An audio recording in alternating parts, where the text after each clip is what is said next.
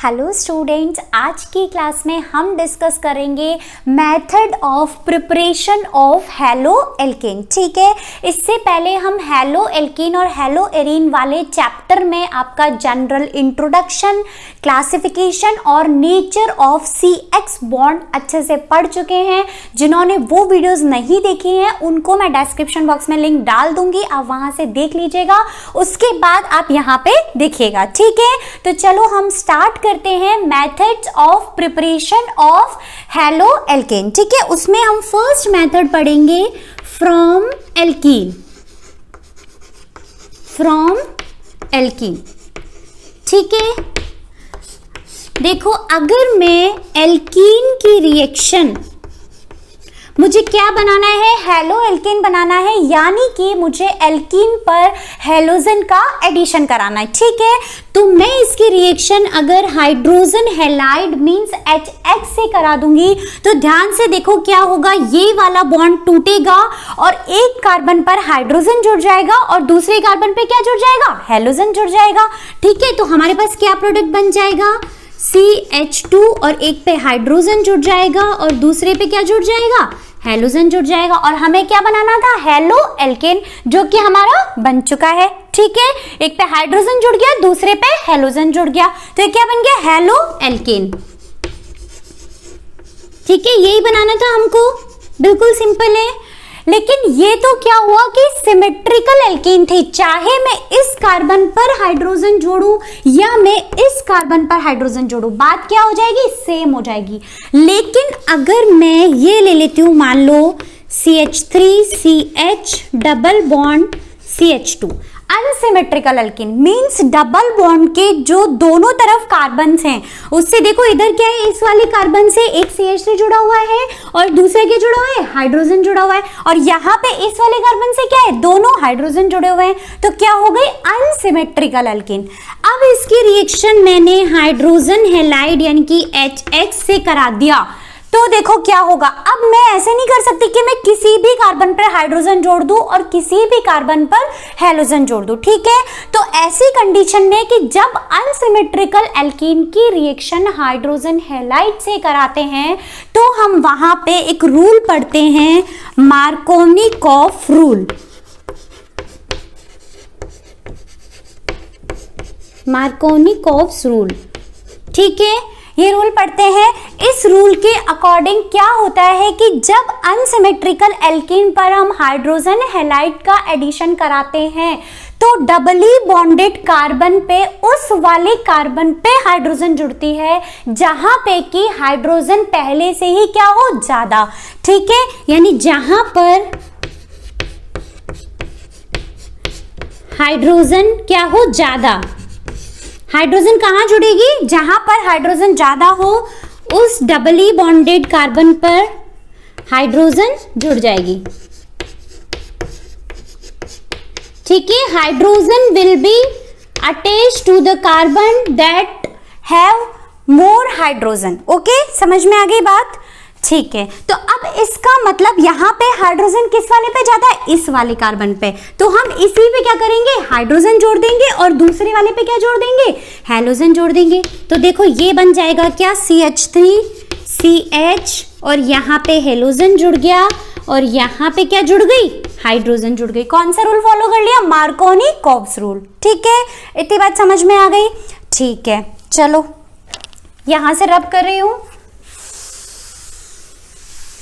ठीक है, अब अगर मैं इसकी रिएक्शन यहाँ पे अगर HX की जगह HCl ले लेती हूँ तो यहाँ पे क्या बन जाएगा, करके देख लो, CH3CH double bond CH2, X की जगह मैंने क्या ले लिया, Cl, तो क्या हो जाएगा, यहाँ पर Cl जुड़ जाएगा और यहाँ पर क्या जुड़ जाएगा, हाइड्रोजन जुड़ जाएगा। ठीक है, ये तो हुआ मार्कोनी-कॉफ रूल्स। ठीक है, अब इसी में ही जब हम अनसिमेट्रिकल एल्कीन में हाइड्रोजन हैलाइड का एडिशन कराते हैं तो हम एक और रूल पढ़ते हैं, उसे बोलते हैं एंटी मार्कोनी-कॉफ रूल। ठीक है, साथ ही इस वाले रूल को भी पढ़ लेंगे, एंटी मार्कोनी-कॉफ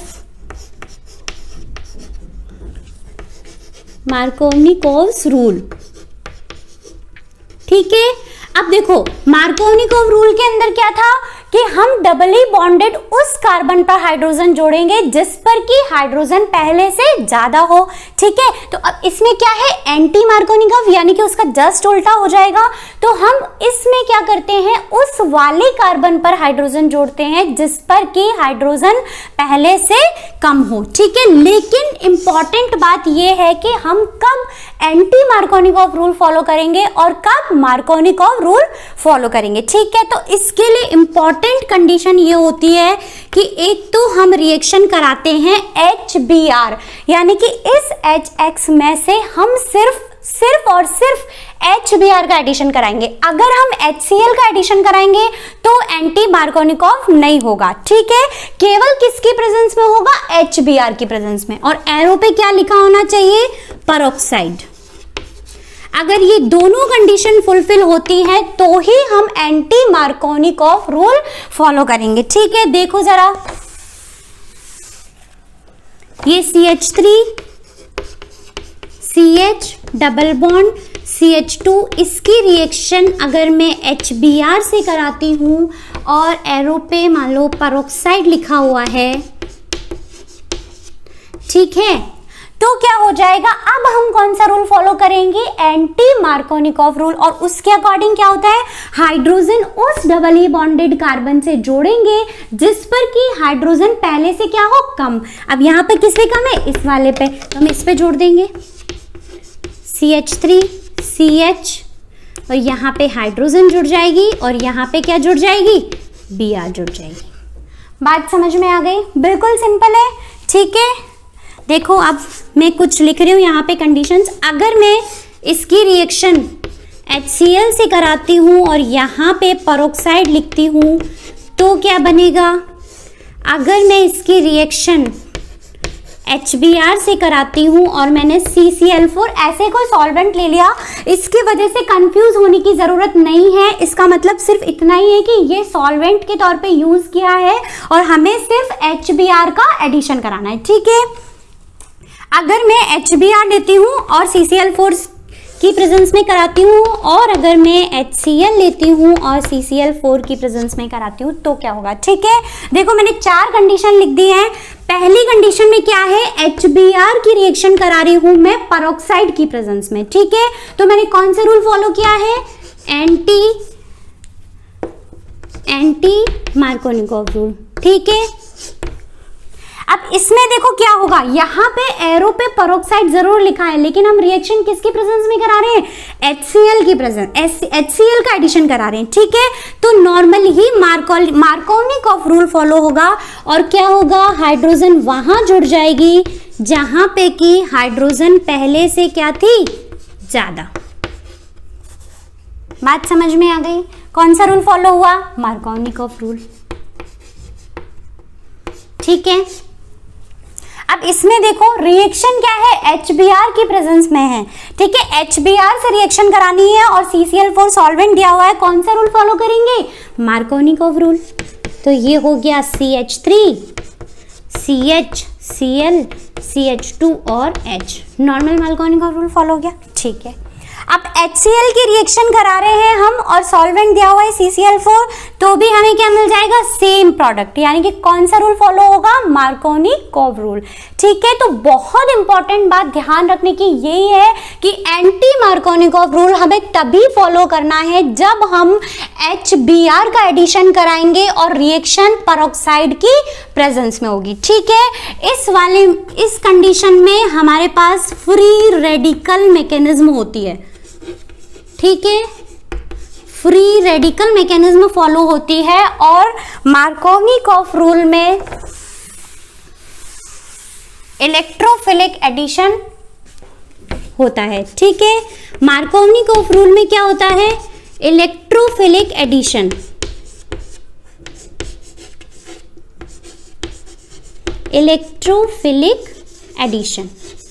ठीक है।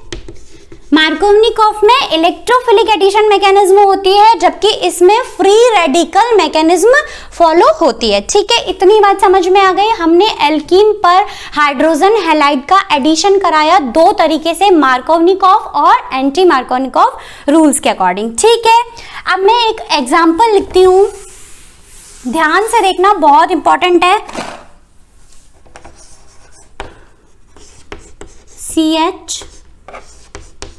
CH3 बहुत इंपॉर्टेंट क्वेश्चन है ये, मैंने एल्कीन लिख दिया, ठीक है, और इसकी रिएक्शन मैंने HBr से करा दी और एरो पे मैंने CCl4 सॉल्वेंट लिख दिया, ठीक है।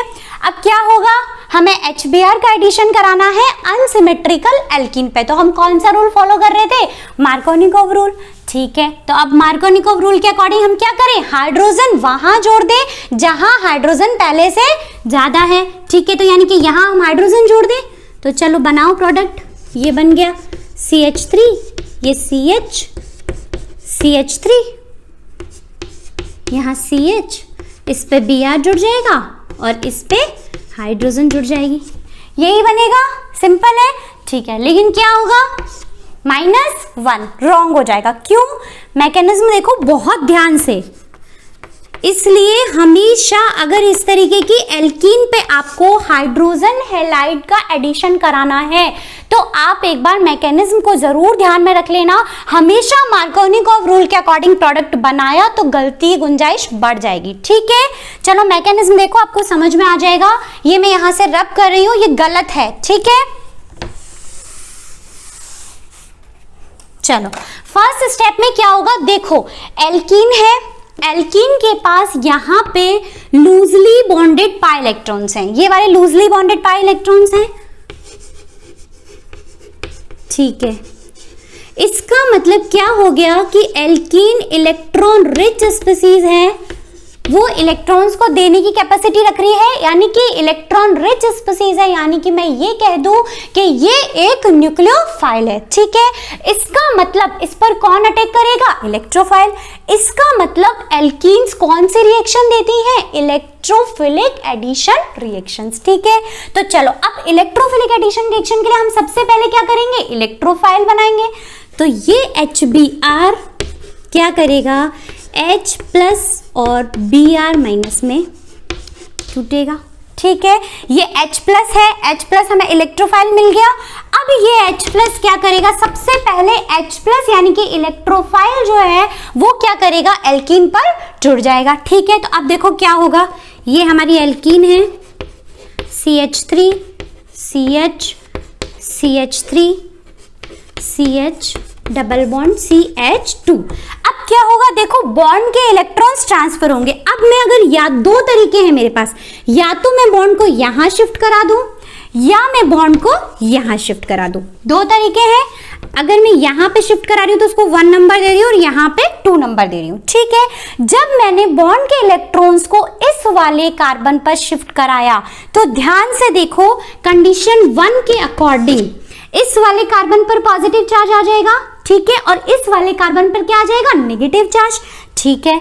तो ये लो CH CH3 CH3 और इस वाले कार्बन पर क्या आ गया, पॉजिटिव चार्ज, और यहाँ पे क्या हो जाएगा, नेगेटिव चार्ज आ जाएगा, मींस यहाँ पे कौन जुड़ जाएगा, H प्लस। तो ये हाइड्रोजन यहाँ आ गई, ठीक है, समझ में। अगर मैं बॉन्ड के इलेक्ट्रॉन्स को इस वाले कार्बन पर जोड़ती हूँ, ठीक है, अगर बॉन्ड के इलेक्ट्रॉन्स यहाँ पे शिफ्ट होते हैं इस वाले कार्बन पर, यानी सेकेंड कंडीशन में, तो देखो क्या होगा, इस कार्बन पर पॉजिटिव चार्ज आ जाएगा और इस कार्बन पर क्या, नेगेटिव चार्ज, ठीक है।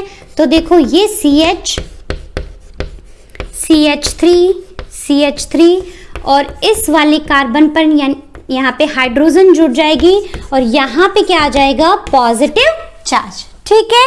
अगर मैं यहाँ पे शिफ्ट करा रही हूँ 2 कंडीशन के अकॉर्डिंग, बॉन्ड के इलेक्ट्रॉन्स को इस वाले कार्बन पर शिफ्ट करा रही हूँ तो, ठीक है, तो क्या हो जाएगा, इस वाले कार्बन पर पॉजिटिव चार्ज आ जाएगा। अब ध्यान से देखो, यहाँ पे 2 डिग्री कार्बोकेटाइन बन रहा है, कौन सा कार्बोकेटाइन बन रहा है, 2 डिग्री कार्बोकेटाइन, ठीक है, और यहाँ पे 1 डिग्री कार्बोकेटाइन बन रहा है। और हमने इंडक्टिव इफेक्ट में बहुत अच्छे से पढ़ा है कि 2 degree carbocation is more stable then 1 degree carbocation, और 3 डिग्री सबसे ज्यादा स्टेबल। यही पढ़ा है हमने कार्बोकेटाइन के लिए, इंडक्टिव इफेक्ट में पढ़ा है। जिन्होंने इंडक्टिव इफेक्ट की वीडियोस नहीं देखी हैं वो भी डिस्क्रिप्शन बॉक्स में मैंने लिंक डाला है, वहां से देख लीजिएगा, ठीक है। तो 3 degree is more stable than 2 degree than 1 degree. तो हम किसको फॉलो करेंगे, इस वाले बॉन्ड ट्रांसफर को, ठीक है। यानी कि बॉन्ड के इलेक्ट्रॉन्स कहां ट्रांसफर हो जाएंगे, इसकी तरफ, क्योंकि ये तो लेस स्टेबल हो गया, ठीक है। तो ये वाला मेजर बनेगा, यानी कि बॉन्ड के इलेक्ट्रॉन्स यहां ट्रांसफर हो गए, ठीक है। ये बात समझ में आई, ओके।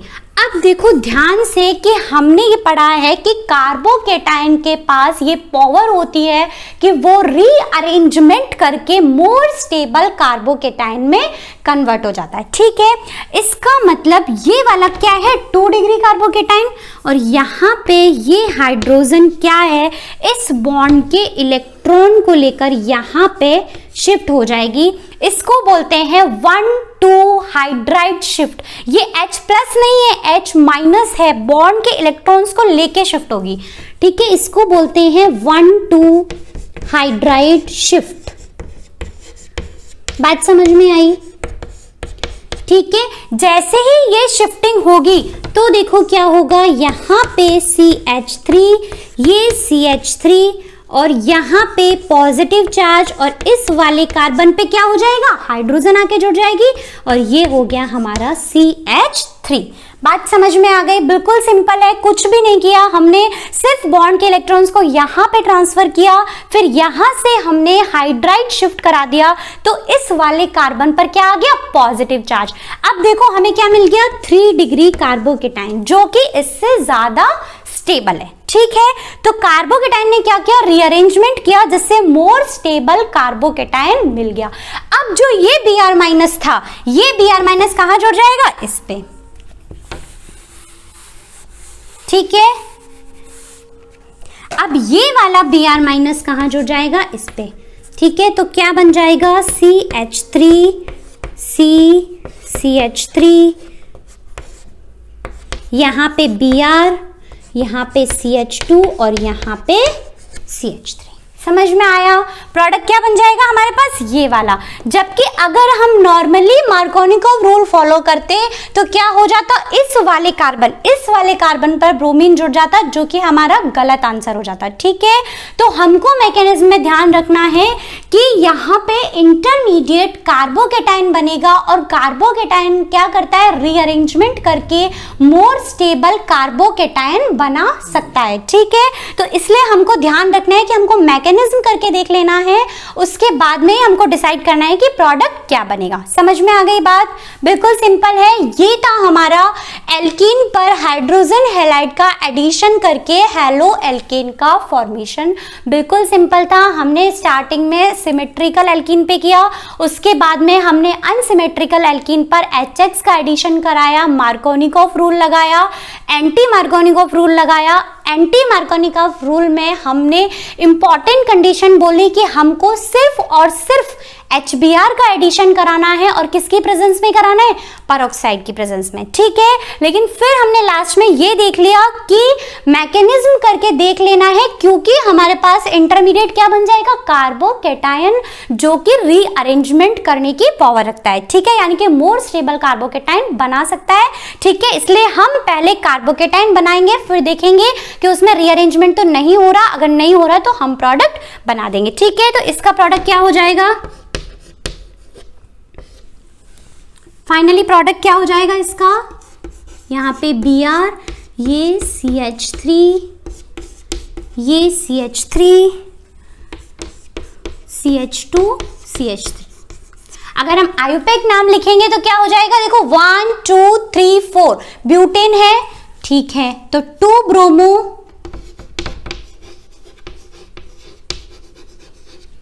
2 मिथाइल ब्यूटेन,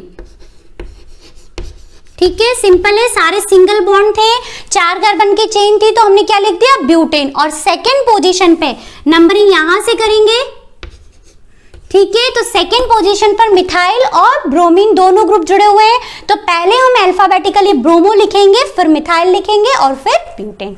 सिंपल है। आज की क्लास में यहीं तक। इसके बाद नेक्स्ट क्लास में हम इसकी और मेथड्स ऑफ प्रिपरेशन पढ़ेंगे, ठीक है? तब तक आप इसको अच्छे से पढ़ लीजिएगा। Okay, all the best.